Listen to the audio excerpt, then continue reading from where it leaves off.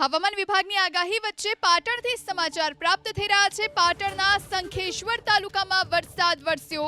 પંચાસર, બોલેરા, રતનપુરા, પાડલા ગામમાં વરસાદી માહોલ છે। લાંબા વિરામ બાદ વરસાદ થતા ખેડૂતોમાં ખુશીનો માહોલ છે।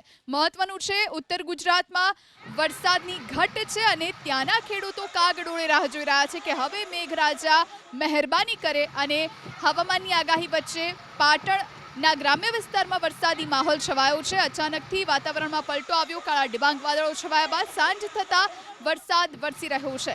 પંચાસર, બોલેરા, રતનપુરા, પાડલા સહિતના ગ્રામ્ય વિસ્તારો કે જ્યાં વરસાદી માહોલ જોવા મળી રહ્યો છે।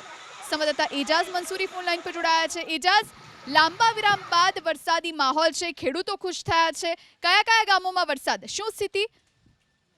જણાવ્યું તો કે ઉત્તર ગુજરાત એટલે આ વખતે વરસાદની ખેંચ છે અને આ બાજુ પાટણ જિલ્લાના અંદરની જો વાત કરવામાં કે પાટણ જિલ્લાનો જો 3 લાખથી વધુ હેક્ટરના અંદર વાવેતર થતું હોય, પરંતુ આ સાલે જે વરસાદ ખેંચ્યો તો વરસાદ ખેંચાવાના કારણે હાલ તો 66,000 જેટલા હેક્ટરમાં વાવેતર થયું, પરંતુ જે પ્રમાણે 2 મહિના ચોમાસાના વીતી ગયા તે છતાં પણ હજી સુધી જોવો એવો વરસાદ વરસ્યો નથી। પરંતુ આજે જો વાત કરવામાં આવે કે હવામાન વિભાગની આગાહી પ્રમાણે આજે પાટણ જિલ્લામાં વાતાવરણમાં ફેરબદલ આવ્યો હતો, તેને લઈને પાટણ જિલ્લાના પાટણ સહિત સંખેશ્વર તાલુકાના અંદર વરસાદી ઝાપટા વરસ્યા। એટલે ચોક્કસપણે વાત કરીએ કે સંખેશ્વર તાલુકાના સાંજના સમય કાલે કે વરસાદ વરસ્યો છે ત્યારે સંખેશ્વર તાલુકાના પંચાસર, બોલેરા, રતનપુરા, પાટલા સહિત ગામોના અંદર હાલ તો વરસાદ વરસી રહ્યો છે।